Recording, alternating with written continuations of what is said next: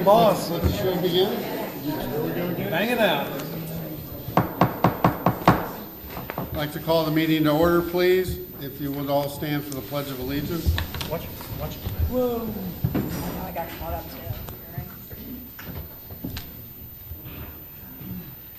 I pledge allegiance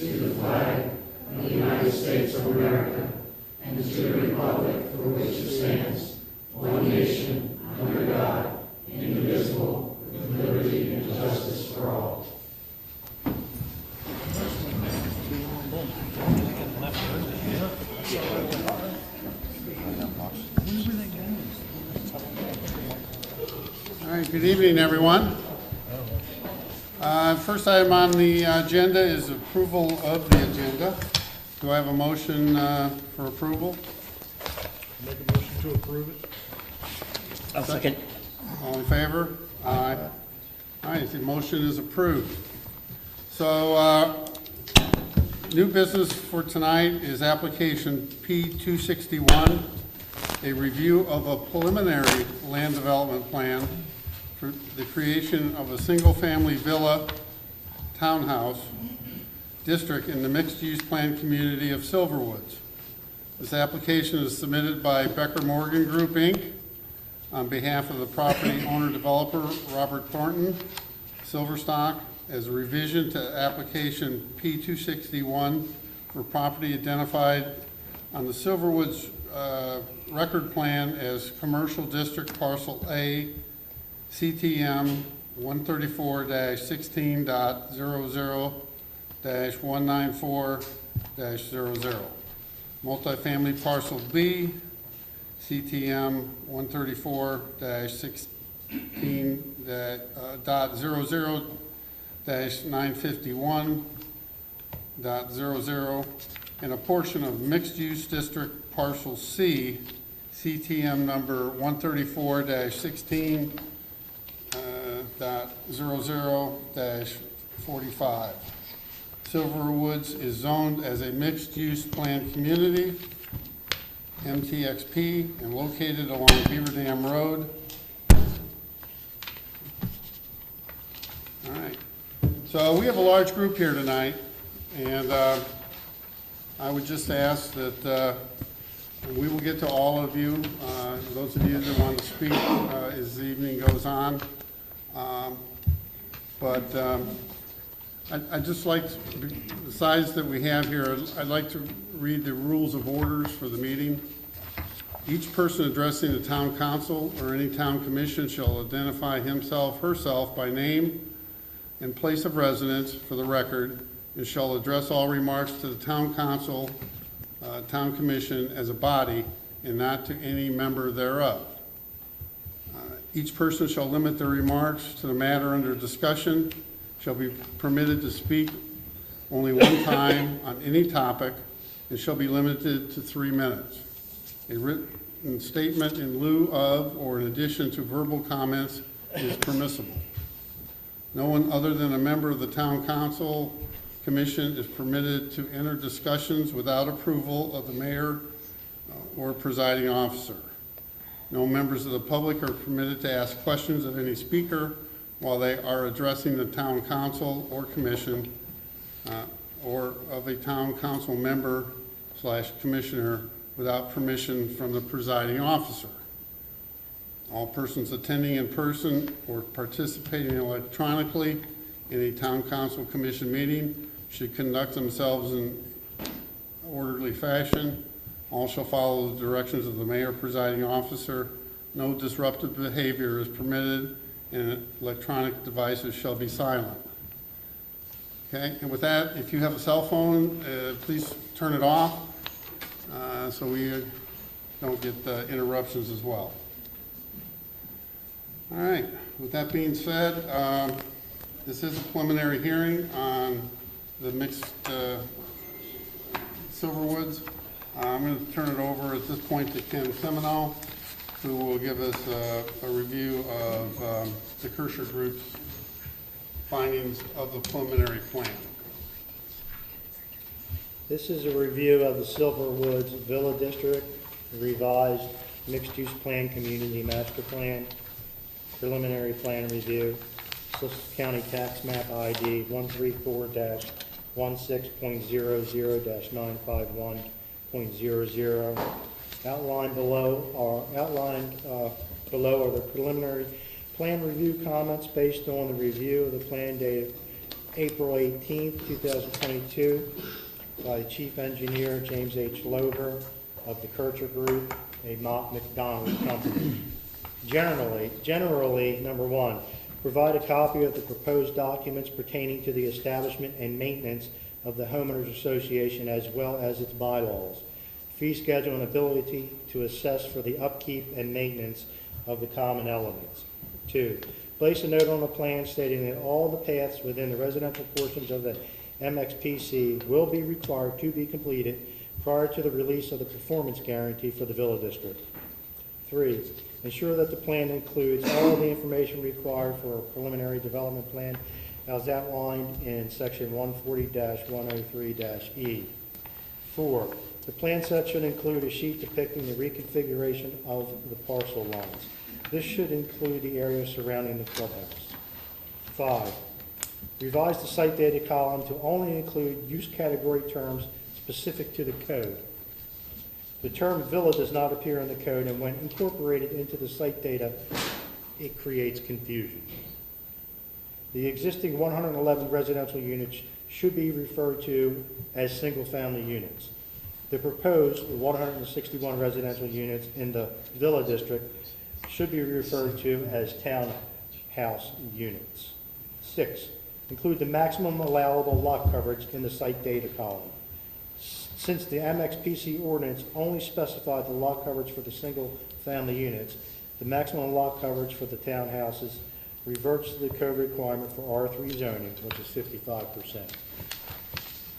7, the setbacks provided by the MXPC ordinance for the residential units do not distinguish between the single-family units and the townhouses. Remove the single-family district distinction from the setback requirements so that it's clear that the setbacks for the residential units are the same for single-family units and the townhouses. Comments under landscape and screening. Number 1, the landscape and screening plan has been received. Comments on the design will be offered with the final plan review when proposed plantings can be evaluated in conjunction with grading, drainage, utility locations, etc. Please ensure that design is completed in accordance with section 140-73, 140-74, and 140-75. Shift lots 13 through 24 and the turnaround north to provide at least 15 feet between the turnaround and the perimeter property line to provide the minimum screening distance required by section 140-73-3-B. Provide a dimension on the plan from lots 13 and 30 to the western property boundary to clearly depict the minimum width of the buffer provided in those areas. MXPC 1. The number of units currently proposed is 161. Subtracting the existing 111 single-family units and the proposed 161 villa units from the total of 444 will leave a maximum of 172 potential units for future mixed-use plans. Provide a list of the specific items to be included in the active open space areas. Off-street parking. The code requires 2 parking spaces per residential unit, not including spaces in garage. The number of units proposed is 161. This results in 322 parking spaces required. The overflow parking requirements within residential developments require an additional 10% for developments over 10 acres. This would bring the overall total number of required parking spaces to 355. Plan currently shows 316. An additional 39 spaces will need to be provided. For any lots, and I believe this has been revised once since, and the additional number of spaces needed to be provided is 12.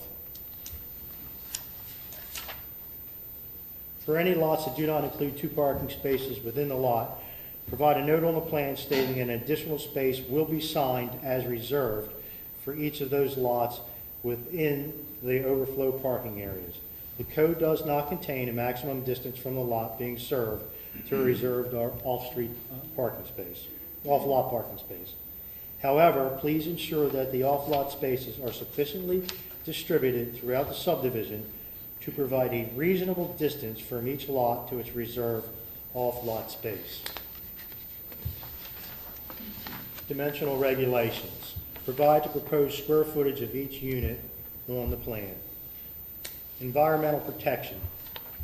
A portion of parcels C and D are within a water resource protection area as defined by section 116-19-A, parentheses 1, associated with Tidewater Utilities well northeast of the property. Depict the area accurately on the plan. It does not appear that the area affects the currently proposed plan. Place a note on the plan stating that future development of the areas within the water resource protection area will be in accordance with Chapter 116, Article 3, Water Resource Protection Areas. Streets and sidewalk, correct note number 5. The roads will be turned over to the town of Ocean View as public right-of-ways. I just want to add that I believe that the Becker Morgan Group has addressed the majority of these comments, if not all, and I'll let Mr. Ryman talk a little bit about that.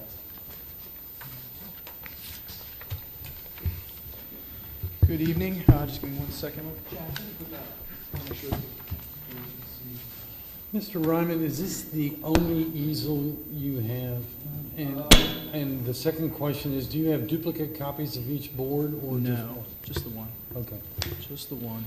And it's going to be tricky, but you need to persuade this commission to approve a preliminary, but those nice folks are entitled to see what it is you're talking about. Yeah, I want to make sure you show kind of out this way.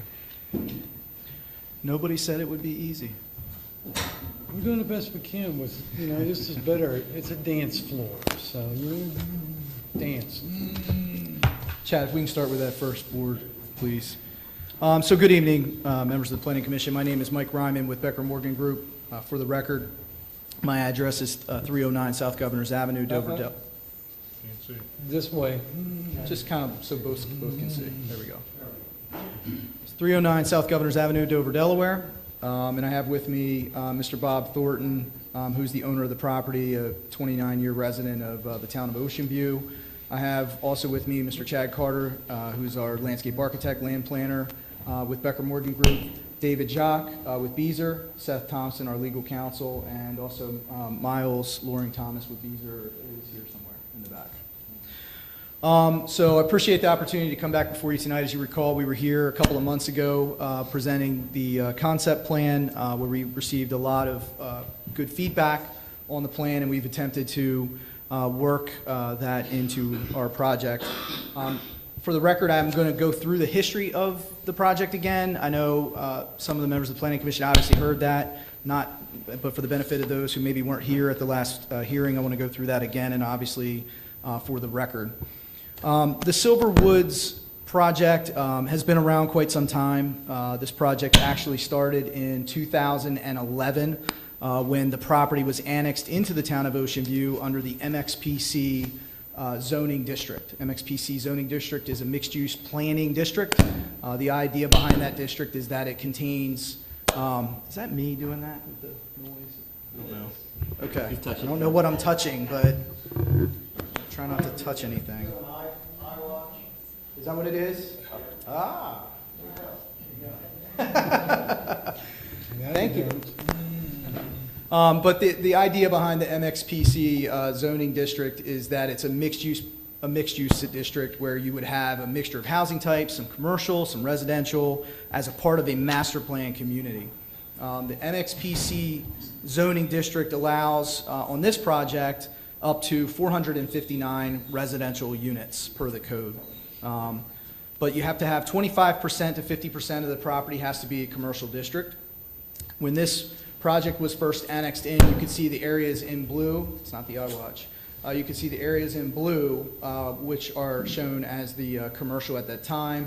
The area in orange was the single-family portion. The area in yellow was a multi-family district where there were multi-family units proposed, and then the lower portion in blue was proposed as a commercial assisted living district.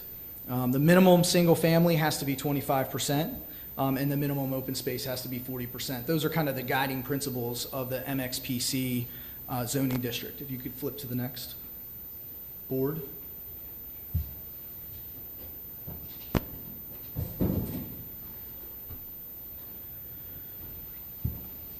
So a concept plan after the property was annexed in 2011 was submitted and approved by the Planning and Zoning Commission in June of 2012. That plan consisted of 112 single-family units, 348 multifamily units, about 100,000 square foot assisted living facility in 3 stories, and about 34 and a half acres of commercial. And just, I'm going to point here, you can see Beaver Dam Road here, and we had future commercial located in this portion of what we're now proposing as a villa district. So that was the plan that was approved at Planning and Zoning back in June of 2012. And actually, if you could keep that up there. So then after that, a preliminary plan was then filed in February of 2014. It refined that plan. Started to move through the process. As you're aware, the process is concept then preliminary. So that was the next step in the project at that time. And that plan was still 112 single-family units, although the multifamily was reduced from 348 down to 192 multifamily units, and the commercial was around 33 acres. This project was heard at the March 20th Planning and Zoning hearing and approved, as stated.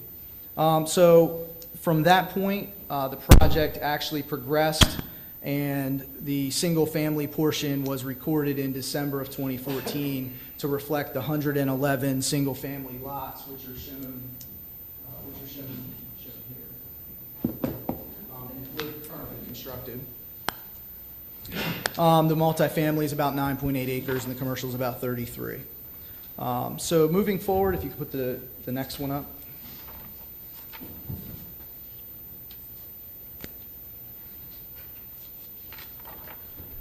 So in the next plan that we looked at submitting at one point in time was a multifamily plan, and kind of in keeping with the original master plan at the time, it was conceived as multifamily in that portion of the development. So we proposed a multifamily project of 189 units, which is shown in this area here. That plan was submitted. There was a lot of interest in that plan and a lot of feedback, not a lot of positive feedback on that plan, and there was a lot of concern about the multifamily, a lot of concern about the height of the buildings, and we actually withdrew the plan and reconceived the entire project, the entire plan at that point for that phase. So that was a plan that was submitted, and I'm sure folks here are aware of it because I know there were many comments received from the public about the plan, and so we ended up pulling that plan and then kind of going back to the drawing board. Next slide.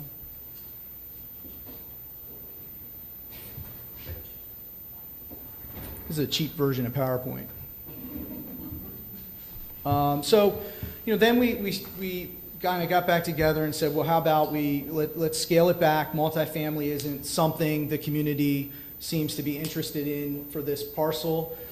Even though that was part of the original master plan, it wasn't something the community wanted. So let's go back to the drawing board and figure out what can work here. And so we started to look at a villa district, which is essentially a townhome district. And what you're seeing there was a plan that we had submitted as part of our concept plan that was reviewed last time. And it was 160, I'm trying to remember the number, Chad, help me. 169, I believe it was 169 villas in 2 sections. So the commercial section, which was here, was eliminated and replaced with the villas here and the villas here. This commercial district here was reduced for villas there. And that totaled 169 villas or townhome units on that plan. Single-family townhomes. Bob is making sure I get the terms right. townhomes per the code. So that was a reduction of about 23 units from the plan that we had submitted to the town to review. We submitted a sketch plan to the town. They had some concerns. We had the roads were straight, didn't like that, so we interjected some curvilinear variety to the plan, and that was the plan that we reviewed here in March, a couple months ago. And we got some feedback, which is the purpose of that step. And some of the concerns that we heard at that meeting was buffering. We had buffering between us and Forest Landing, buffering between Silverwoods and the villas and the townhomes, and there was a desire to increase that. We also heard the clubhouse size was too small, the pool deck size was too small. There really wasn't a desire for tennis courts at that time. Not enough open space amenities within the clubhouse area.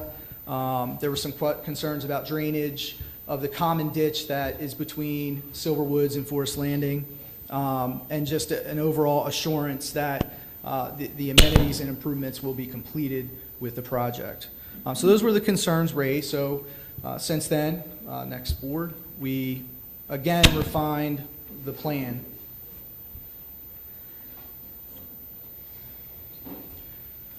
So the latest plan that's now before you this evening is a very similar plan, but with some significant differences. The first is the total number of units has been reduced to 161. It was 169. We reduced it by 8 units. We did that so that we could increase the buffering that was discussed at the last meeting, and I will have a slide in a moment that talks a little bit more about that. We have added a buffer between the Silverwoods development and the Villa Townhouse District here in this location. So we've added a buffer there that wasn't on the original plan. That was something requested, so we've done that. We have expanded the pool deck size, and again, we'll have a board to show that. We have eliminated the tennis, and we've added, in lieu of tennis, we've added some bocce ball and some pickleball courts. And with respect to parking, we have added parking. I do believe in the file we submitted a request for a parking waiver. To clarify, we are no longer requesting that waiver. We have revised the plan, working with the town to add the required parking spaces throughout the community to meet the code as required. Can you pull up the buffer slide?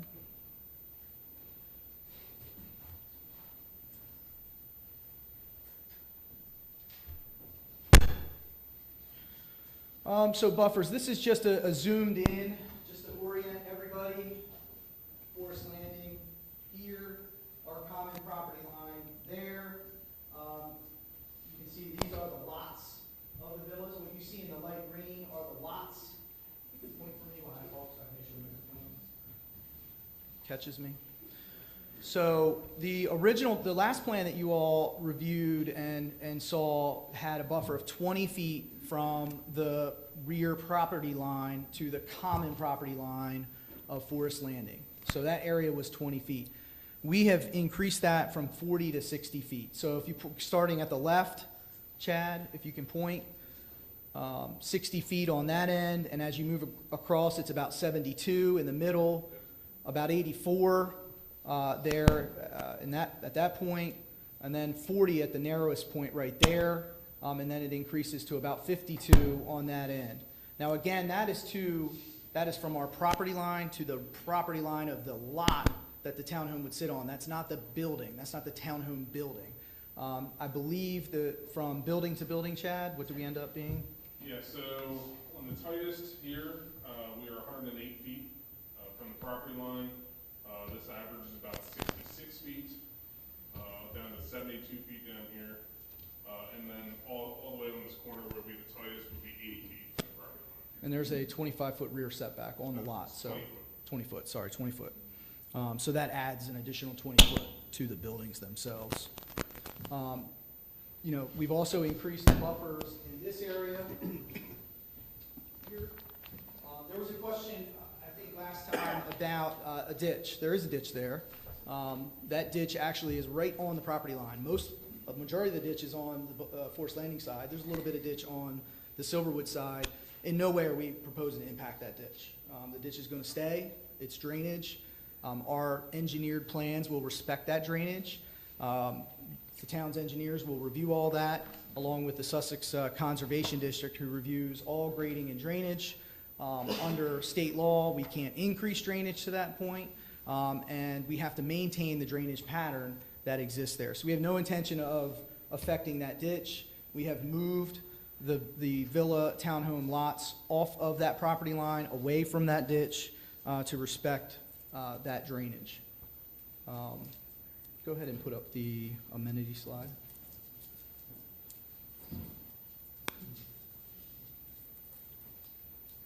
So I mentioned some of the amenities. Obviously, this was a topic of discussion last time, and there was a lot of interest there. We have revised the amenity plan to expand the pool deck to add additional seating there.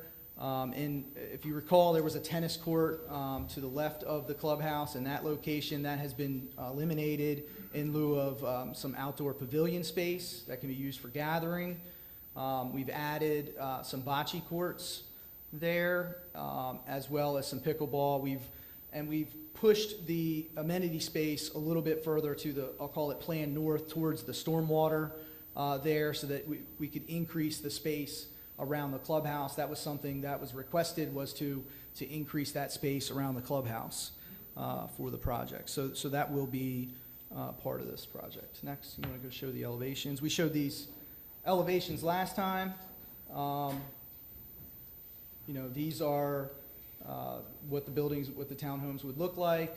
These are a very reputable builder, does a great job. Obviously, we think these look very nice. You can see kind of what they look like there, with some varying elevations, some architectural interests, some varying materials, colors, etc. 2 stories, typical is 3-bedroom, about 1,850 to 2,300 square feet per unit. One thing I want to point out, in some of the correspondence that we've read, if you want to put the plan up, would be fine. The overall plan would be good. Let me interrupt you for a minute, and this is for the benefit of all of you, including Mr. Ryman, Mr. Thompson, Thomas, excuse me, whatever. There have been at least this many letters that have been received by the staff, probably an equal number of emails, and what we have done is that those of all are going to be a part of the record of this proceeding, but they were all shared with all of the commissioners, so that the commissioners would have an opportunity to read what the comments are. I'm not proposing that I read these into the record tonight, unless you guys want to go home Saturday about lunchtime. And we also shared them with Mr. Ryman and the legal team in order for them to have an opportunity to know what you all are saying and have an opportunity to comment on what your comments say. So I think that's about where Mr. Ryman was about to enter into the next phase of his presentation. So I want to ask you 2 things. Mr. Ryman, I'm correct, you have seen copies of all the correspondence and emails that have come in? Correct. You've also seen a copy of the May 5th letter from Mr. Lober. Correct. We've talked about that, and you are prepared to address the comments that were brought up by the public Yes. or Mr. Lober?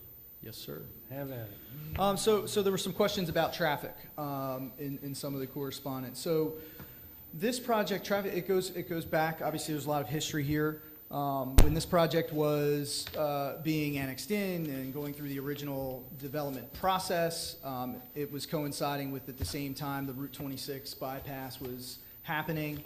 DelDOT actually constructed the entrance. Mr. Thornton paid for it, but constructed the entrance to the development for the full build-out of this project. So the entrance that was conceived for this development, constructed by DelDOT, paid for by Mr. Thornton, was designed for the full build-out of the original plan. As you may have heard me say numerous times this evening already, the plan has been reduced significantly from the original plans that were approved, both in number of residential units, but also in the amount of commercial Commercial would have a much more significant impact on traffic, and the commercial acreage over time has reduced almost by 50% on this project. With that being said, the total reduction in traffic with the current plan that is before the commission this evening versus the plan that was approved originally is about 37% less traffic. So the entrance was designed for much more traffic. As far as the commitments, I believe there was a comment in Mr. Lober's letter about performance guarantees and commitments there. We fully support that, fully agree to that, and bonding those elements so that, and we'll comply with that comment. If it needs to be a condition of the approval, that is fine with us. So to summarize, I'd already said that this project represents a significant reduction in commercial space from about 34 acres to 17. It eliminates the previously approved multifamily district and in lieu of the townhome and villas there. It reduces the overall density or residential density from 459 to 273 total. This plan increases the buffer significantly from all previous plans, and it increases the amount of amenities as well. I did read Mr. Lober's letter. We have no objection to any of his comments. We are no longer requesting the parking waiver as we're going to comply with that, but we're happy with his letter to be a condition of our approval if you so choose. The only comment I would suggest is on the off-street parking, and this fly is not liking me, on the off-street parking number 2, about reserved parking spaces. We would prefer not to have reserved parking space. It becomes very difficult to manage. And given the fact that I believe that comment was made at such time when we were requesting a parking waiver, and since we're no longer requesting the waiver and providing not only the 2 parking spaces per unit, but the additional 10% overflow that's required by the code, we would suggest that that comment not be required. But all other comments are fine. On the WRPA specifically, Mr. Lober is correct in that it doesn't impact this application tonight. The WRPA has to do with the Tidewater well, which I think is right over here, this area, and it creates a circle that does not encroach in the application before you this evening. I think I have covered everything that I've wanted to cover. Mr. Thomas, do you want to add?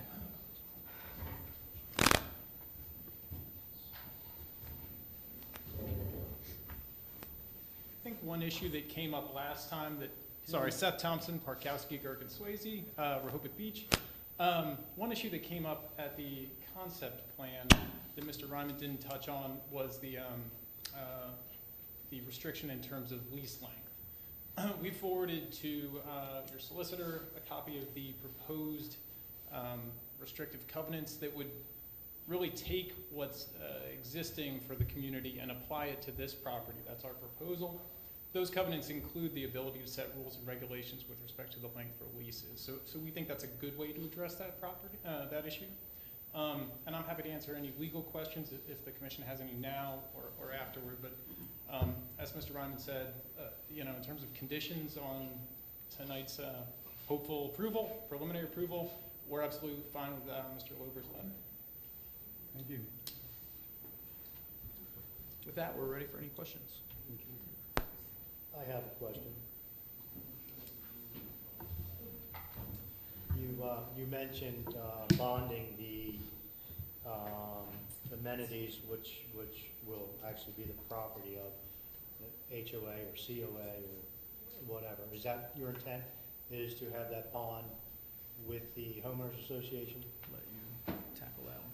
Sure. So in terms of bonding, and I just want to make sure we're talking about the right thing. So in terms of bonding completion of those amenities, is that right? Right. So it would be a performance bond as well. Right. Same thing with kind of regular infrastructure. Right, but it'll be a performance bond with The HOA, they're not our In terms of improvements. in terms of who the beneficiary? Yeah, Yeah, that makes sense to us, we if that's how agree. the town wants it. we agree. Second comment I'd like to make is these parking spaces will have to be identified and reserved. If not, it will be a free-for-all. We have another community here in Ocean View where we have on-street parking because parking couldn't be provided in the unit itself, and we have required for them to be reserved. So that's going to have to happen. Once you guys reserve them and walk away from this, it'll be up to the HOA to determine whether or not they want to do that. I got the nod from the boss, that's fine. Thank you. I did want to say too, I really do appreciate the town staff and working with us and trying to get, and just for the flexibility and trying to address these things. We recognize that that's difficult leading up to a meeting. We're hopeful that the product is better for it so that people have a better understanding of what we're looking to do.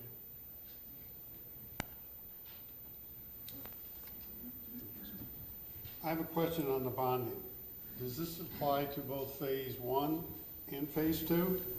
So, and maybe it's a question for Mr. Schrader. As I read number 2 on Mr. Lober's letter, the idea is that we would tie in the walking trail completion with, in phase 2, with this phase. That might be a very technical reading of that letter, but that's the way I understood it. So in other words, you know, and believe me, we get it. People want to know that there's going to be a deadline for that to get done. But, you know, again, this is maybe I'm parsing the words too much, but I think it refers to the walking trail being completed for all of the residential districts before release of the bond for the village district. So that's how I correct. understand it. Before releasing the bond that the town is holding, that you'll post for the town and district.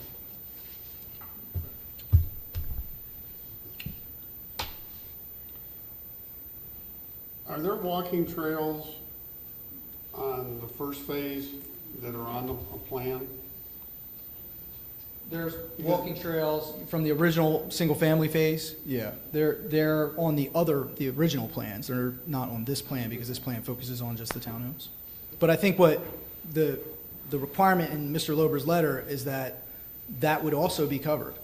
Yeah, so if you. That's how we read it. If you go back to the record plans, the trails are shown on the record plans. They've yet to be constructed, connecting Phase 1, unincorporated Sussex County, Brenda Lane, the 111 single families that Ryan built, and incorporated Ocean View, and this townhome section. At the end of this phase, note number 2, all those trails will be constructed, connected.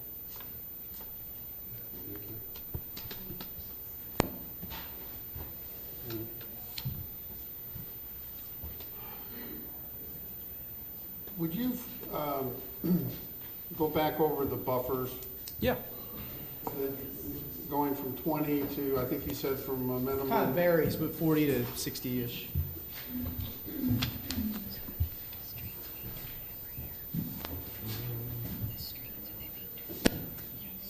So the original buffer was 20 feet along here, as the minimum. I mean, it was varying, but it was the minimum was 20. Right.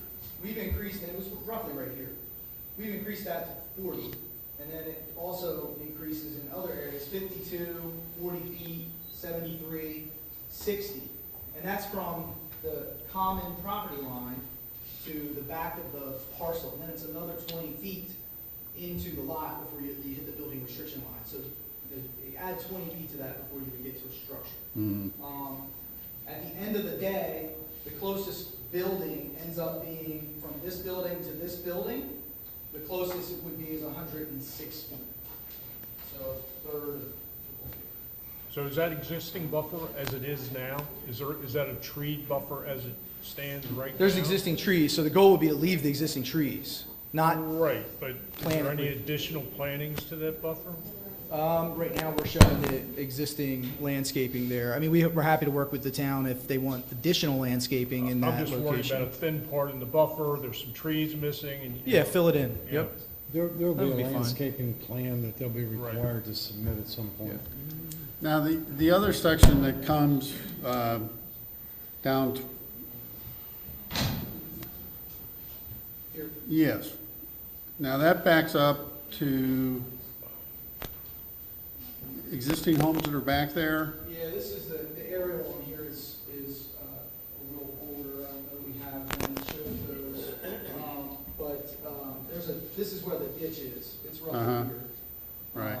The closest point's about 20 feet right there, and it gets wider as it goes out here, probably about 60 feet as well, 60 to 70 feet. We increased that from the last plan as well. It's worth noting that the original plans for that section didn't have any buffers, really, other than the town minimum, So is that where the tax ditch, or is it a tax ditch? Not a or- tax ditch. It's just a ditch? It's just a ditch. Which makes a difference, okay. So that area increases from, when you came In last March. time, Correct. from 20 to, down to, It's zero. It was really, I don't remember what it was here. Yeah, when we first came, that original plan was just about minimum, I'd say less than 10 feet. Yeah. So we have increased that and brought those lots down more toward the center to increase those buffers. Yeah, and that's how and really why we lost some units, obviously, we increased the buffers. We did lose some units to do that. We lost about 8 units throughout the project to increase the buffers.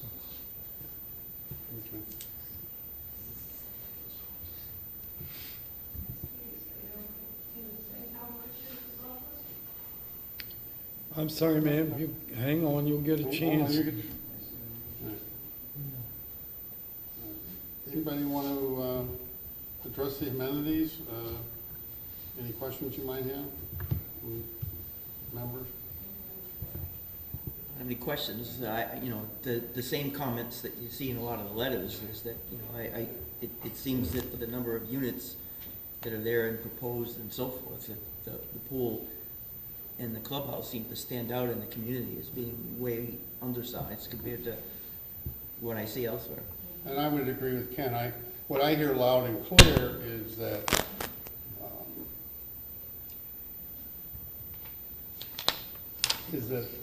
particularly the pool and the clubhouse are way undersized based upon the number of units. And it barely services the current community, and to put another 161 units in there, I think is a big concern of a lot of people. And I don't know if there's any consideration you could give. I mean, frankly, the pool is what, 30 by 50 feet? Off the top of my head, I don't know. But just to clarify, the concern with the pool that I recall from the meeting was the pool deck and seating. Oh, no. But there, Come on. I got it. No, I think what you need to hear, what I've heard, is that the proposed size of the, let me back up. That what was presented initially was a clubhouse that was going to be very grandiose and large, and ended up being much smaller than the community thought it was going to be. And at its current, what you currently have is not going to adequately serve 2 communities in there. Okay. My recollection, we talked about, we did expand the pool deck, we did expand the amenities overall. The clubhouse size that's shown is pretty typical for what we see in a lot of communities. Some communities do have more grandiose clubhouses. Absolutely true, that does happen. But I think one thing to keep in mind is that ultimately those communities do own those structures eventually, and they become their maintenance responsibility. So I think that needs to be an important factor in determining what is desired here in terms of that long-term commitment that does come with these facilities in terms of maintenance costs, et cetera. So, the size itself is in the ballpark of what we would typically see in residential developments. There's not a you know, really a standard rule. I think it just comes down to the types of amenities that the community is looking for, what they want it to include. Do they want a fitness center? Do they not want a fitness center? Do they want a kitchen? Do they not want a kitchen? Do they want to host big events? Do they not want to host big events? So, I mean, they can vary. A question. In the past plans that were approved to allow for the construction of the pool and the clubhouse, what were the dimensions of those items in the approved plan? I don't think the approved plan had a clubhouse at all. The approved plan, back in, if you're going back to the original approved plan, I don't believe it I did. want to interrupt it for a minute. We're not going to spontaneously comment on the answer that Mr. Ryman or Mr. Thompson are trying to give us. It's difficulty here. You're going to get a chance to talk, and I've got a feeling Okay. that what you have to say may be contradictory to what these gentlemen are saying, but let them have their say, please. So the original, it depends on how far back you go. So the original concept plan in June didn't have clubhouse at all. So June of 2012. When was the clubhouse in the pool built? What year? Last year? You remember? 2019. 18, he's saying 18, 19. So the original plan, when it was, concept plan didn't have one at all. But I mean, I guess I'm thinking that there was some sort of dimensions that were part of a plan that was approved that allowed you to build those structures. I mean, this is the preliminary plan, and I'll just give to you, from 2014, and it looks almost identical to what's built today. So if I may, the record plan shows a future clubhouse area of approximately, I'm getting old and blind, 38,712 some odd square feet. It does not show a pool. Yeah. Yeah, that's the partial. Just shows future clubhouse. Little under an acre of land. Yeah, so this significantly increases the acreage there, and the amenities, so. I don't think, Mr. Chairman, that there is in this town a standard for the size of the pool, unless I've missed it somewhere. I don't There remember. is not.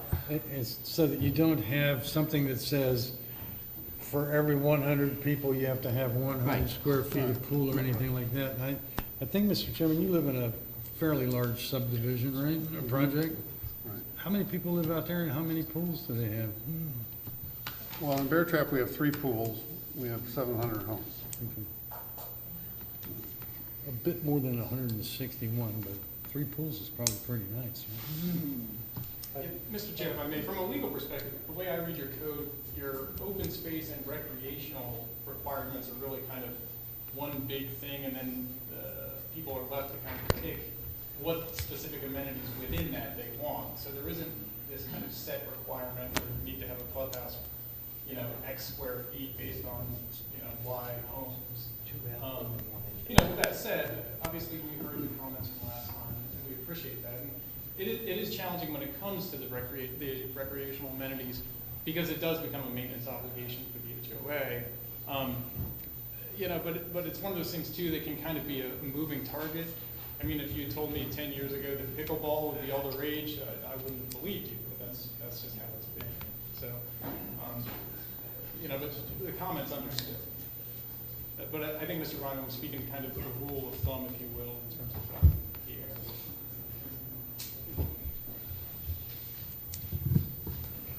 All right. Yeah, I mean, we just had, by example, another development I looked at, that we had done, had a 1,000 square foot clubhouse for 116 lots. But it depends on what the use is. It could just been a big open room with, they just wanted a place.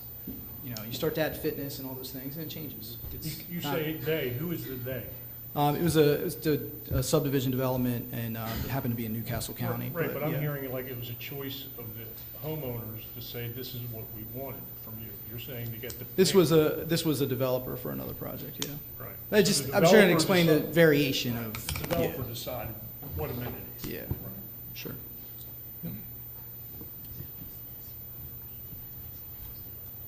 I guess just a comment is, well, before we, move on, the feedback that I read in the letters, and I do like the fact that the town shared them with you before this meeting. I think that's a good thing. I think that the part of the feedback that we saw is that with the number of houses that are in there now, that the facilities are kind of overrun. In other words, that there's not enough, like room in the clubhouse for them to even have a community event where they can, all be inside, or there's not enough room for them to all be, for a significant percentage of the ones that are there now living, to use the pool. And so I think what they're saying is that you add a whole nother pile of family, homes in there, and you're gonna just magnify the problem that exists already.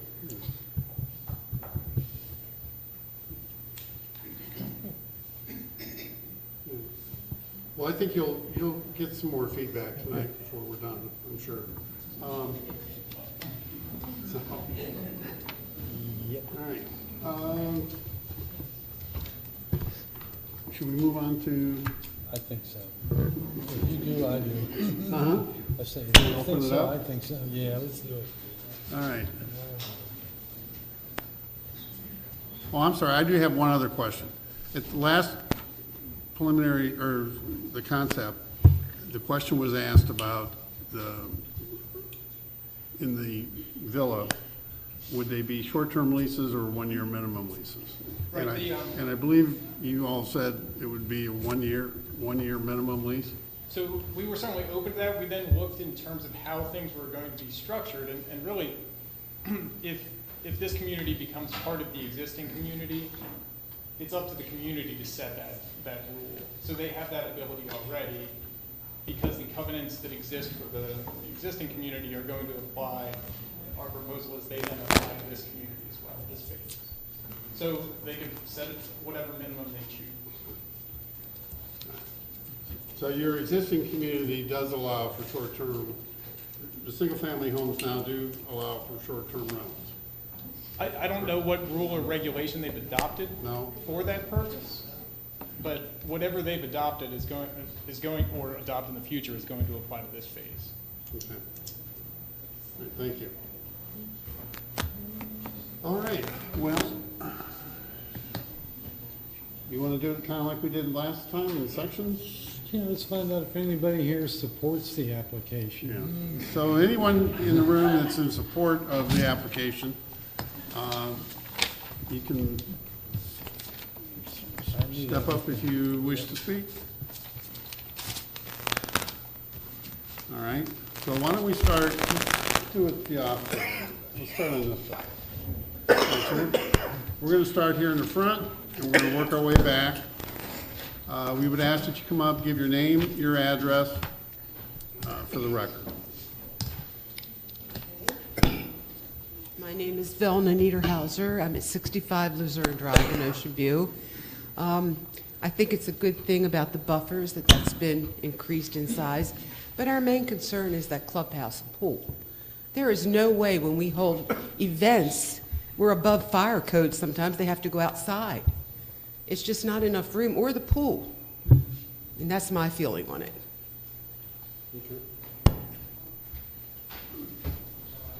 Row 2?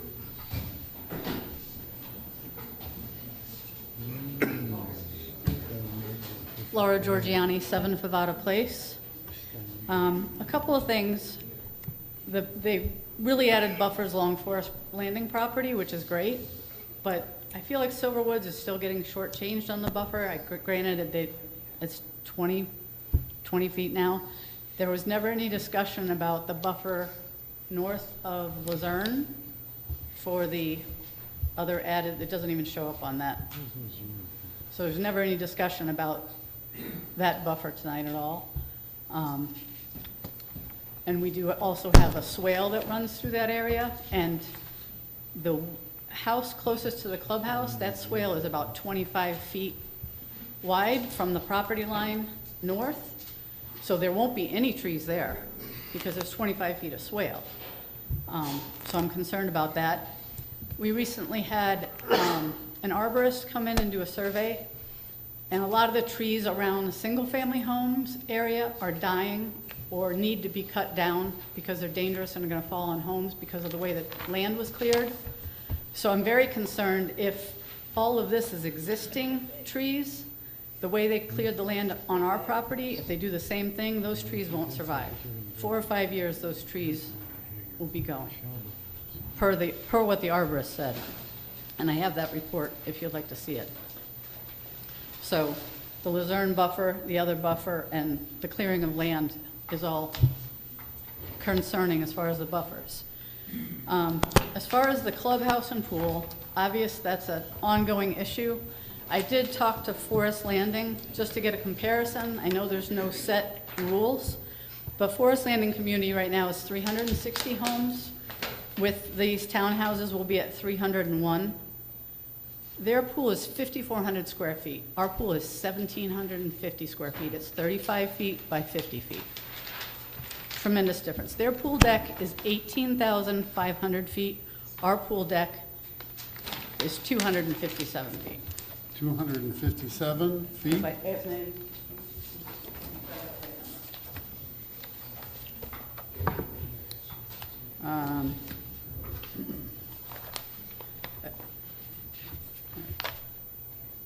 Going off of somebody's email. It's one of the emails that was sent in yesterday had this information on it. Their pool deck is 1,850. Our pool deck is 7,200 square feet. 72. 72. So 18,000 versus 7,000. Okay?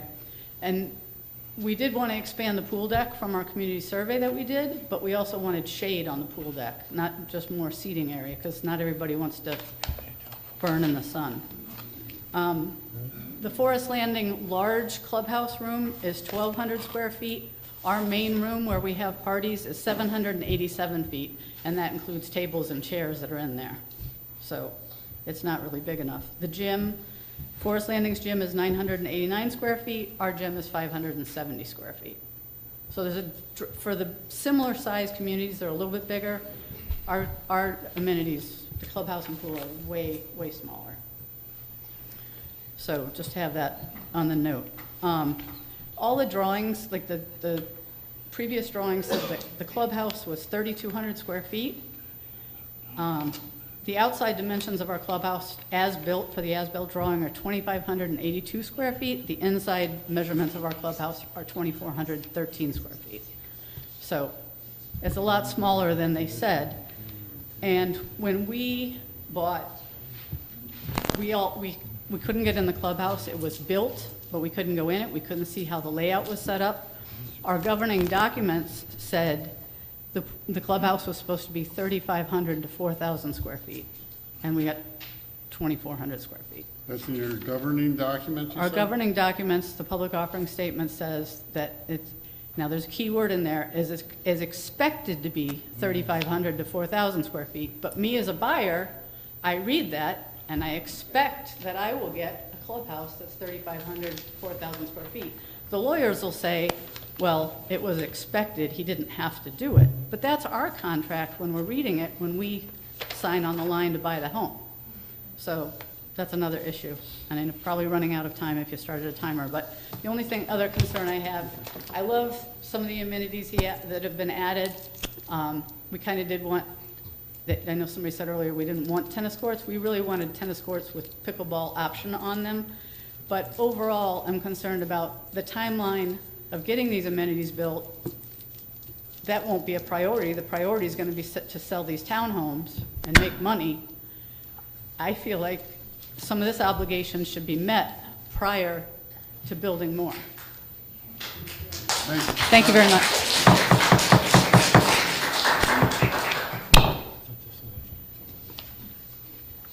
Hello, thanks for the opportunity. Sandra Magera. I'm at 50 Luzerne Drive in Ocean View.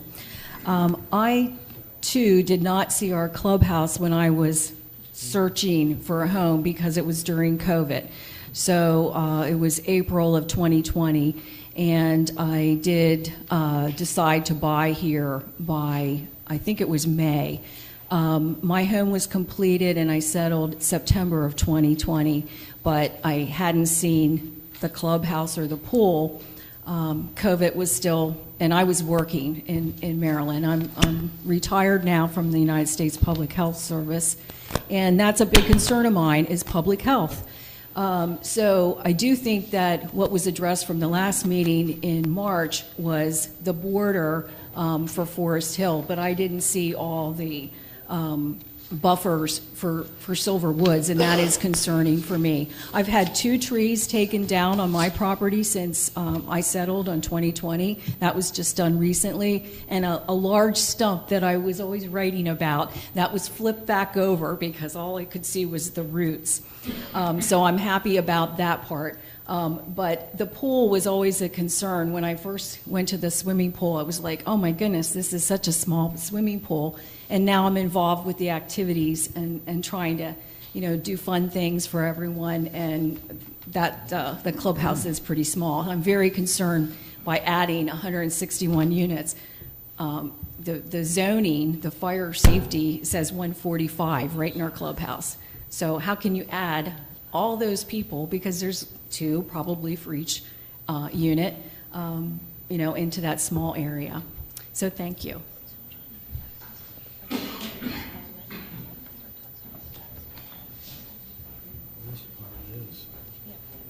Hi, I'm Lisa McDowell. I live at 67 Luzerne Drive. I just want to reiterate, I think our concerns are a lot of the same. One of the concerns is if this were to go through as is, without the pool being expanded, with the new addition of the townhomes, it's not like 3 years from now we can wake up and say, you know what, we need another pool. All the land is going to be built, right? So we won't have, it kind of limits the opportunity to expand later if the need arises. So I really do think that the pool size, for all the reasons already stated, need to be addressed. I also just want to say, as an owner up to a wooded lot on the new section, the latest section of Luzerne, I've been in the home now, I think 14 months, and I think there are 4 or 5 trees, like through the last storms, that have come down, like right, they're not onto my property, but they're right at the edge and they've fallen. And I've said often to my neighbor, if the wind blew the other way, it would have been directly at the house. So, it's 4 homes in a year, 4 trees in a year. I just think that's a lot. And I am very, very concerned about that and the way that they clear going forward. I guess they're my 2 main concerns. Thank you. Hi, Joe Giorgiani, 7 Favada Place. So I'm here to request that the Silverwoods community have some oversight into the detailed design, planning, construction, and approval of any amenities put in this area. And I'm going to give you some examples why. We talked about the beautiful picture of a clubhouse that was advertised, and evidently what we got is nowhere near that beautiful picture. That's one. We asked for an expanded pool deck with a shaded area. We got a bump out. We asked for tennis courts. We wanted tennis courts. We just didn't want them on the side of the building near the road. We got pickleball courts. We were told by the developer that the walking trails would be completed by Thanksgiving. That was 2020. We were told by the town that the top coat of asphalt will be done May 2nd. Not done. I'm basically trying to say is we just don't trust that he's going to do what he said he's going to do. And when he does do it, it's only done halfway. And I'll give you some more examples of that. When our pool opened, about a year after the pool was open, our new pool company told us, hey, you have autofill valves that will automatically fill the pool when the water level gets low. The only problem was there was never a water supply run to the valves. So we ended up having to tap into some irrigation to get some water supply. into to operate those valves. While we're looking for a water supply line, we wandered into the crawl space. That was a mistake, because the whole eastern end of the crawl space was flooded. Come to find out, there's a sump pump on the east side, there's a sump pump on the west side. But there's only one electrical outlet on the west side. The sump pump on the east side was just laying idle because there was nowhere to plug it in. There's also an undersized dehumidifier in the middle of the crawl space. That was run on an extension cord. So we contacted the developer, and he remedied the situation. But now we have mold in the crawl space, on the joists.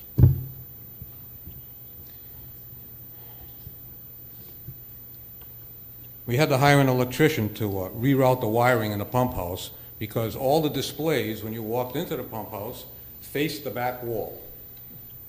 They were useless. The pool company says you need to turn them around, mount them on the back wall so we can see them from the entrance. So we did that at our expense, but at the same time, we realized that there's a ground fault outlet on the back of the clubhouse that didn't work, tied to another ground fault outlet in the ladies' bathroom that didn't work. Come to find out, it was wired wrong. The load was wired to the line was wired to the load. I mean, You're coming up on your 3 minutes, so.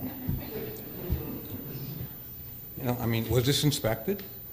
I mean, was it even done by a qualified electrician? Who knows? Curbing repairs, they were done in preparation of the top coat of asphalt.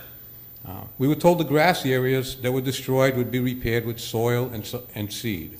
Well, only soil was put down. They didn't even have a rake. There's no seed. Some areas were reseeded 3 times because we did it in the middle of the summer. I mean, I can keep going on, but the point here is the developer's made big promises, and then he goes and finds the cheapest labor to do as little as possible. So what we're asking is that we have a committee of Silverwoods community members work with the developer and the town in the planning and design and approval of any new amenities. Thank you. Anyone else on this side? Sir, come on up.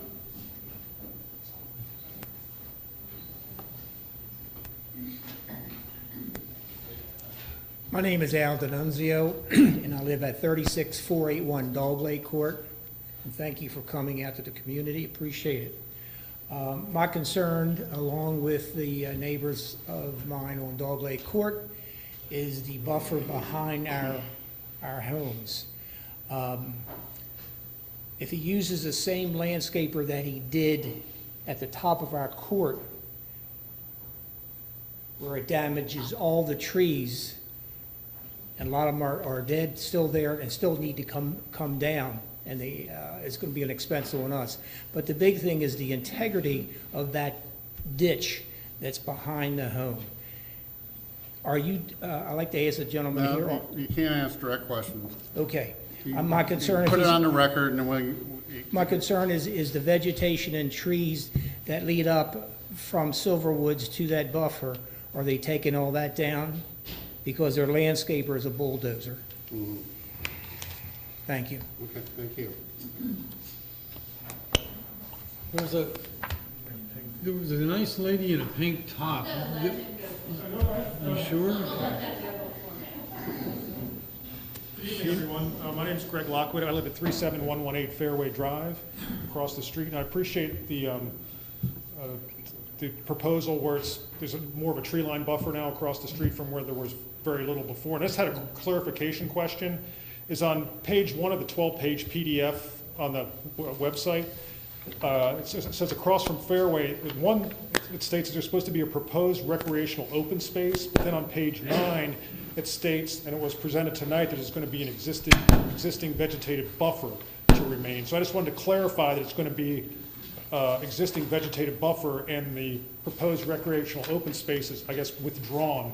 And so when the plans are approved, if they are approved, it won't be a opportunity to put in a proposed recreational open space there, but it will be in fact existing vegetative buffer. So that's my concern. It's on page 1, right across from Fairway. It says proposed recreational open space, but then later it says existing vegetative buffer. So I just want to make sure that that's withdrawn, the recreational open space from across the street.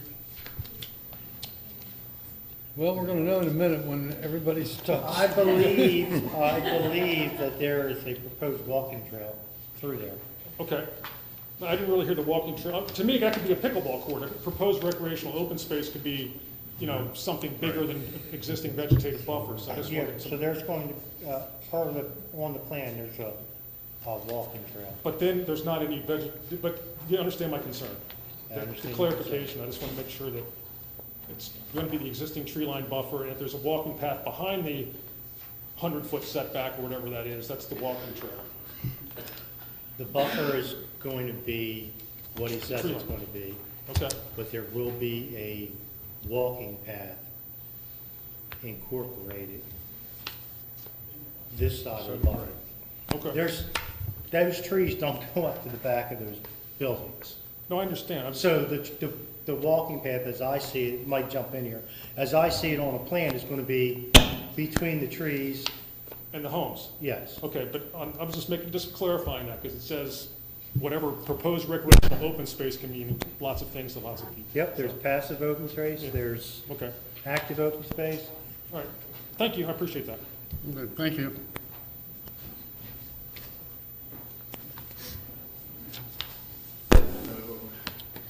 Hello. Hi, Rupp Davids, 26 Luzerne Drive, Silver Woods subdivision. And I just want to try and reiterate some of the things.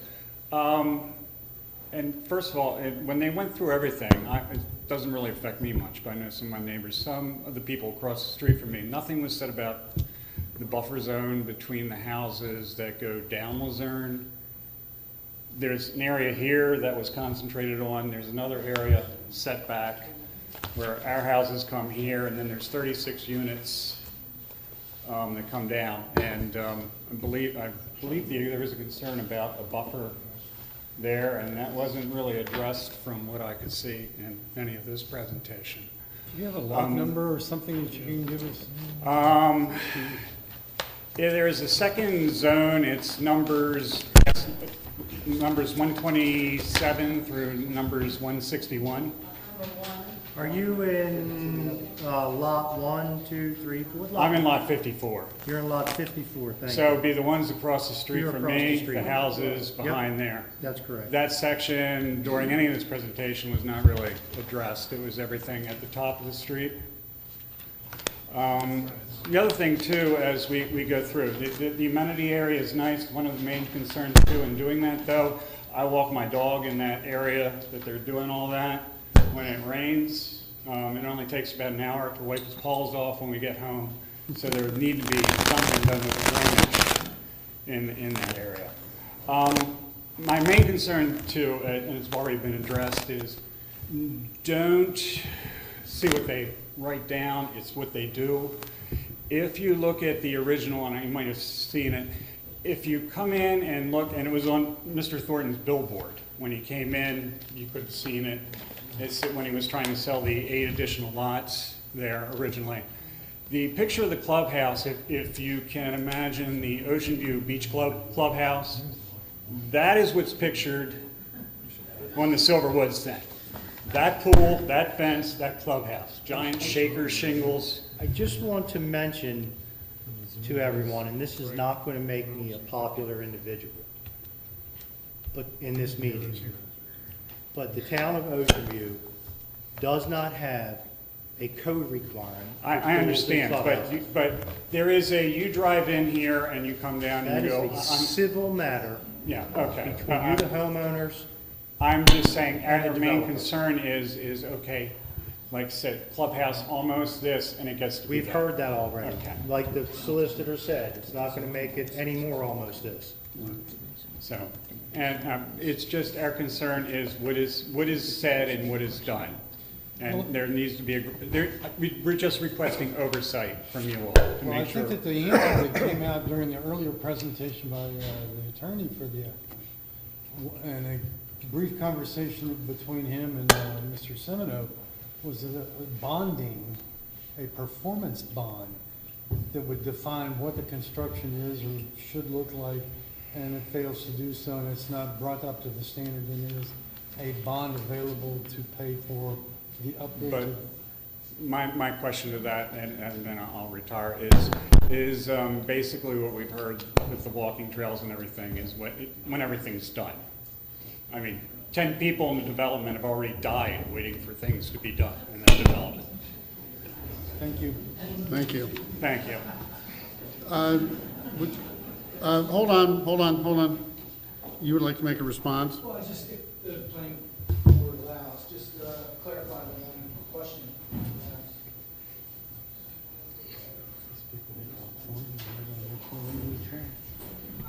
The gentleman speaking of this area? Correct. Yes, we did increase that. There was no buffer on the last plan. This one has a 20-foot buffer with the existing vegetation to remain. So I thought I hit that. If I didn't, I apologize. Okay. All right. Come on Yes, ma'am. down. Come on up. You're a very patient lady, you know that, right? Thank you. Say it a little louder, my husband didn't hear. Which one's your husband? I'm not gonna tell you. Well, I want to make sure, you don't want me to address it to somebody. The Ravens fan back there in the back. All right. Okay. I'm Diane Baruki, 37112 Fairway Drive. I was happy to hear that there's an additional buffer going across from us on Fairway Drive. I'd like to just go on record to say that I would love for the trees to stay as they are existing, and I hope that that's the plan. We couldn't quite hear when you said, so that's why. So they're beautiful, especially today. The kind of day that today was, those trees are beautiful. Will the lots be wooded at all with the townhouses, or will they just be like nothing there, is another question that we would have. And That would be a I know I can't ask you that, but I'm There is just, a landscape plan that is a part, I have Okay. the scaled down version, but there is a landscape plan that describes what's going to go on some or all of these lots. okay. So it is to be expected that there will be some clearing, but we hope that the things that are closest to the Fairway Drive, that are the larger mature trees, won't be a clear-cut situation and they stay there. So I appreciate the buffer, the increased buffer, and I'm not going to talk about the math this time. Thank you. Thank you. Thank you. Thank you. All right, anybody left on this side?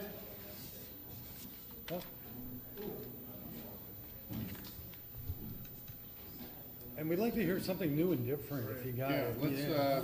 We know about the pool by now, I think. Sorry, Counselor. You're not gonna do it? We're gonna start the clock. When's 3 minutes? Go. I'm Jeff Walters. I live at 19 Luzerne Drive, also known as Lot Number 4 in the existing community. There has been so much conversation back and forth about buffer this and buffer that, and what does a buffer mean? And there's the woods back behind us, and there's this and there's that. Then we came up with something on the latest plan, proposed recreational space, that I thought was in a buffered zone on the plan. Perhaps I'm mistaken, but there were others that thought the same thing. Our concern is that it's defined. Those houses were purchased with the woods in the back. We anticipated the woods. If for whatever reason the developer has to make changes to that, we would hope that it would be something that would afford us privacy and not just have, what is proposed recreational space? Is it a go-kart track? I surely don't know. Could be a driving range for all we know. But we would like to see that clearly qualified and explained. All these different words are kind of ambiguous. Okay, Thank you. thank you. Mr. Robbins? Mr. Chairman, if I could address the recreational space question. Yes. It's just come up a couple times and thought might help. The term is, it's a code term. in the code of Ocean View with respect to how open space is defined. What is proposed is what is shown on the plan, which is the amenities that we've already talked about, in addition to some walking paths in the recreational space. So it's simply the terminology to be in conformance with the code, and that's how the code looks at open space. If there was a go-kart track, I'd have to show the go-kart track on the plan. Can't go just build a go-kart track later. It's got to be part of the plan. Thank you. Hi, Mark Wagner, 20 Luzerne Drive. Hi, Mark. Hi. First of all, thank you for putting in the requirement for performance bond for the amenities. I think that's important, given the history. However, I want to make sure we don't lose sight on completing the already committed amenities in the current phase, as opposed to making it something that will happen 2 to 5 to 10 years from now. You know, the walking trail specifically. The road, paving the road, it's not an amenity, but you know, that was something that been promised over and over again and still not done. Additionally, I know there's been a lot of discussion about the clubhouse and the pool. You know, I know when we were looking to buy, and I'm sure that the developer will point to the previous builder, and the builder will point to the developer, but when we bought, we were specifically asked the question about the other phases. We were specifically told that they would have their own amenities separate and apart. And I know a lot of people here were told the same things. So, you know, it's completely irrational. Maintenance costs aside, we'll figure out the maintenance. It's completely irrational to expect 600 people to fit into the clubhouse that's current size and the pool that's current size. It's just irrational. Beazer is a good quality builder. They build nice homes. They build nice communities. They're not going to be able to sell those homes effectively unless they do it in the wintertime when nobody's using the clubhouse and pool, because when they go there and they see the place is filled and there's nowhere for people to stand, it's going to be pretty obvious that there's a problem. So being proactive in solving the problem by putting in an additional amenity in the area being developed would be smart.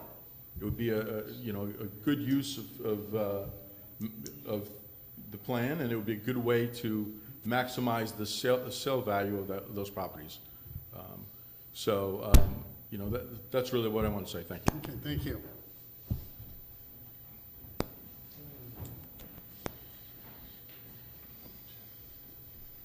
Hi, I'm Betsy Escrow from 11 Old Forge Drive. The question, or the issue that I have is, the gentleman described that they were going to let the HOA decide how much of a lease time that the new townhouses would be allowed to have, and they were going to revert back to what we currently have. My concern is, will they be a new HOA? The Brenda Lane place has their own HOA. Phase 2 has our HOA. And when we bought our home, there was no restriction on renting. We as a unit voted to limit it to 3 months, a minimum. So will this new group have to vote on that? Will they buy their homes thinking that there is no limit? Because that's what the boilerplate information was when we bought our home. So that's my concern. I would want that to, if they're going to adopt what we had at least, would be what I would want to see. Thank you. Mr. Chair, do you want me to address that? So the proposal is that this phase would become part of the existing HOA for phase 2. So we would call it annexed into that HOA. So they're going to be one and the same. The same rules are going to apply. So what, you're not planning on changing the current HOA? The new section will be absorbed into the current HOA? Correct. Okay, under their current guidelines? That's right. I mean, covenants and... Yeah, the declaration calls for a uniform set of rules and regulations, which and it expressly provides for a term limit, if you will. Mm-hmm. All righty.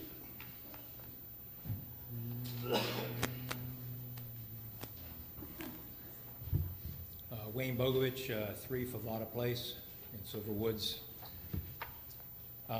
Just a couple things. One, while that's up there, the buffer behind the Luzerne Drive, you know, there is a ditch that's behind there, and so just adding that 20 feet, they make it sound like they're adding a 20-foot buffer.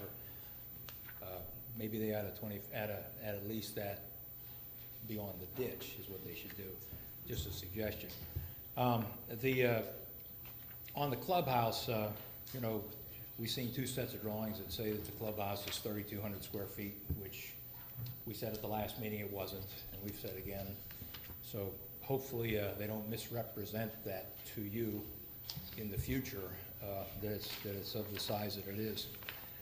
One of the concerns that where the tennis courts were the last time that I had and others had was that's the only place available for future expansion of that clubhouse. Because basically that clubhouse is landlocked, except for that area to the west of it. So, and you can't build a building big enough to accommodate the new section. You know, that was under consideration just for the existing phase 1 and 2 to accommodate what we have. Because now if we want to have a meeting, we have to rent the fire hall and go to a meeting because the clubhouse isn't big enough. You know, our last HOA meeting before COVID hit was at the Millville Fire Hall. As far as tennis courts and pickleball courts and things like that, everybody thinks that's an addition. Well, you know, if you go to the Silverstock website, which a lot of us went to when we were looking to buy property, even though the clubhouse is where the Favada cul-de-sac is now, it shows tennis courts and a clubhouse. Actually, that picture's still on the Silverstock website. And also, as far as amenities, don't forget Brenda Lane. You know, there's 29 lots up there, and those people have paid into and used that clubhouse also. And all the tallies of all the number of people and homes and everything else, we always forget to mention them, and because they're in Frankfurt, but they are part of the Silver Woods community and pay into the clubhouse. As far as, you know, I did have a concern about the a little safety issue. I know somebody talked earlier about the curved streets now on the new Villa section. Well, I think you ought to curve the street too, so that we don't have that X intersection at where Old Forge and Pittston and Luzerne come together. If you're going to have that entrance, I suggest you move it north along Pittston if it's necessary, but or put it out on Beaver Dam Road. All right, I'm close. You're up. Okay. Thank you. All right. Thank you very much.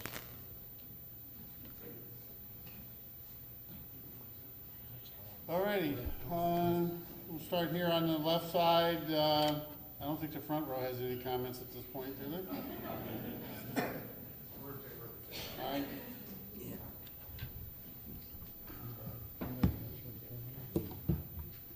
Hi there, Diane Seeger, 26 Old Forge in Silver Woods. First off, I do want to thank Mr. Thornton and his team. I know I'm not talking to them, but I'll talk to you through them, or them through you, for the considerations that they've made thus far. I think there is a theme here, and most of you do recognize what the theme is with the proposed amenities, promises that were made when we all bought our homes. I'm not going to reiterate it because I think you get the gist of it. I do have a question I'll ask you, and maybe the attorney can clarify, is that we were under the impression in our discussions with some legal teams that the new phase and the mixed community would need to have a separate HOA because they have different insurance for the outside of their buildings. So I was just wondering if we can maybe get a little bit more clarity on that one way or the other. I think that's. Thank you. I think you need to talk to your your attorney about that. That's not something that I think the town is gonna get involved in. I know that I can speak for Bear Trap. We have single-family homes, townhomes, and we have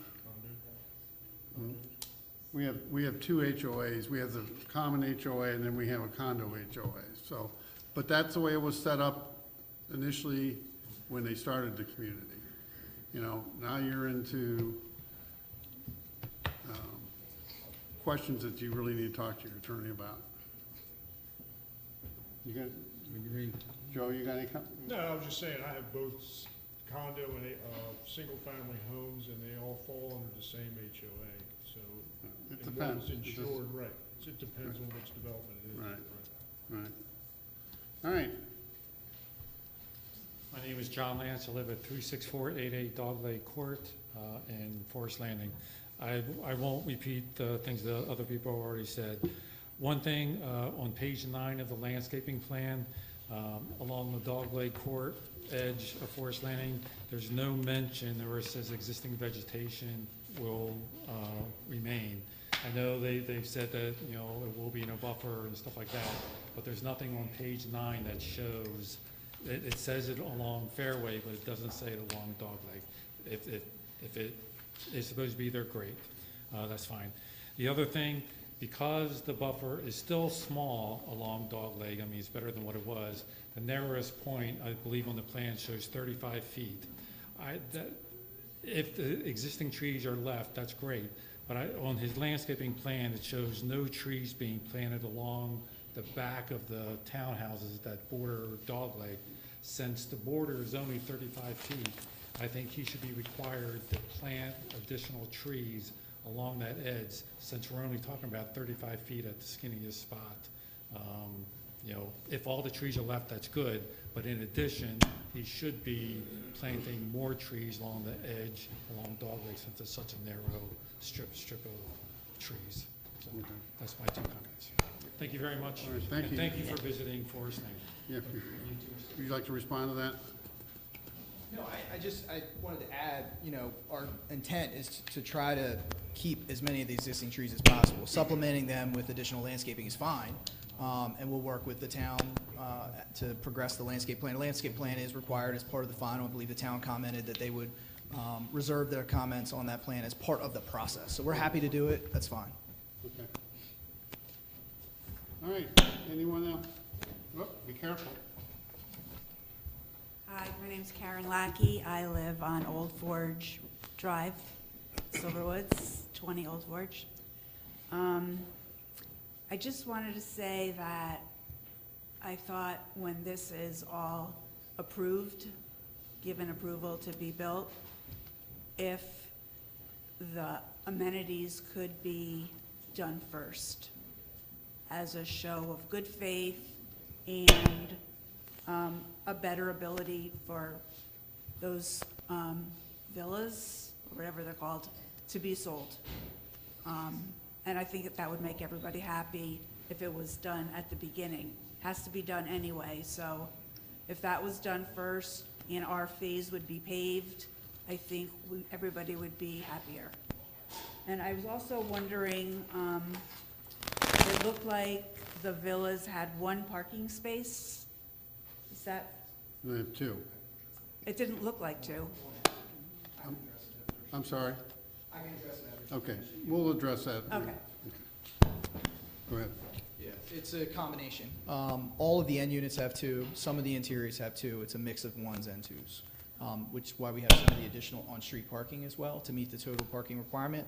And the reason for that is that we don't want the fronts of the units to be a big parking lot. We want it to be a mixture of landscaping and plantings.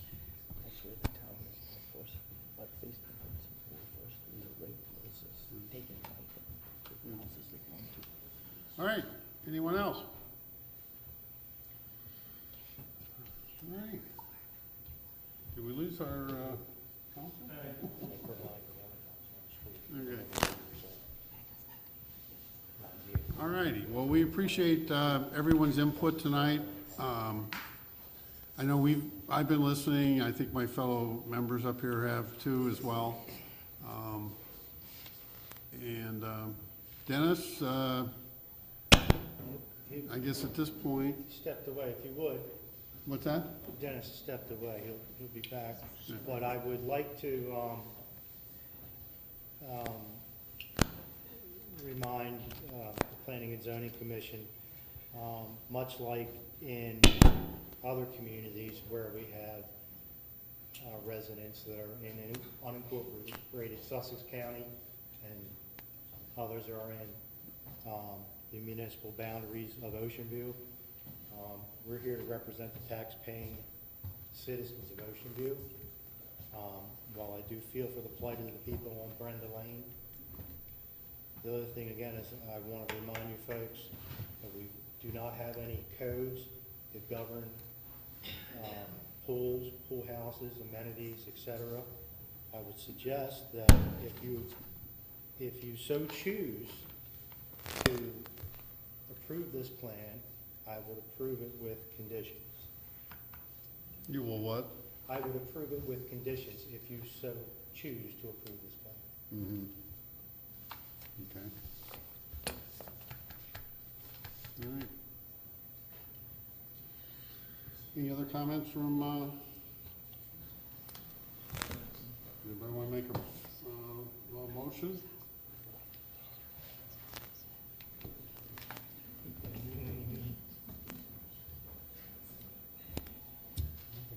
So will we do if there's a condition based, are we gonna do the motion first, or how does the conditions get added?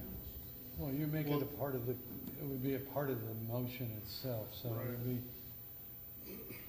as an example, I'll make a motion to approve as a preliminary, the site plan subject to the following conditions, 1, 2, 3, 4, 10, depending on how many you want. Can we take a break to discuss it among ourselves? Nope. No? You can't do that under the Freedom of Information Act. Okay. But I can give you an escape route, and this is something that I'm not sure that Mr. Ryman and his clients have thought about, but you don't necessarily have to decide it this evening, okay? Mm. If in fact there is and I think maybe Mr. Semino and I could do it, maybe Ms. Faust and Mr. Semino, but somebody put together a list of conditions that would be conditions of approval for this particular project and present it to you at the next regularly scheduled meeting of the Planning Commission for your consideration. The conditions for approval that I'm suggesting are all of the items that are outlined in the letter from the town engineer. Right. And I would make the same That they be recommendation, no addressed. matter what else happens. The conditions imposed in May 5th letter, or not imposed, but referred to in the May 5th letter from Mr. Lober would be made a condition, part of the approval, if that's what you chose to do. If there's something in addition to that, no, I don't know, that was 4 pages. I hope you guys aren't gonna come up with 4 pages of conditions. No, but I feel comfortable with the condition-based approval. I just don't wanna say yes to this. Well, I would be fine with that as well, but I would like some clarification on the performance bond and a time frame. Is that something that, Well, I think you can make as a condition of approval that at the time that the applicant applies for building permits, that he's gonna have to put up a performance bond, and the performance bond will be to guarantee the completion of whatever it is that you're looking to have completed. And I would say that, it'd be from, I don't know what we're talking about, if you were talking about a street, it would take longer than it would for a landscaping plan, perhaps. We need something to tell us what we're looking at. But that's possible to make it still a condition that it be subject to a performance bond. And I know that within the. Number 2. Say again? As stated in the Right. town engineer's overview. And in the code, there is a provision, I think it is for streets, that it's subject to a bond for, subject to approval by the town attorney or something. Or any form subject to the town attorney. Yeah, I see hands going up I all don't over. know if I can make a recommendation regarding the performance bond. As we've already stated, that condition is fine with us. As it relates to the details of that condition, Mr. Lober's letter really already addresses the fundamental of the performance bond requirement. But keep in mind that we do have to come back before this body for final, and we would be fine with the condition that details of the timing of that be associated with the final plan. That's good. That works. Okay, I'm good. Okay. Don't look at me and have a word that. Well, I'm just saying, you know, again, I think Mr. Sim, Mr.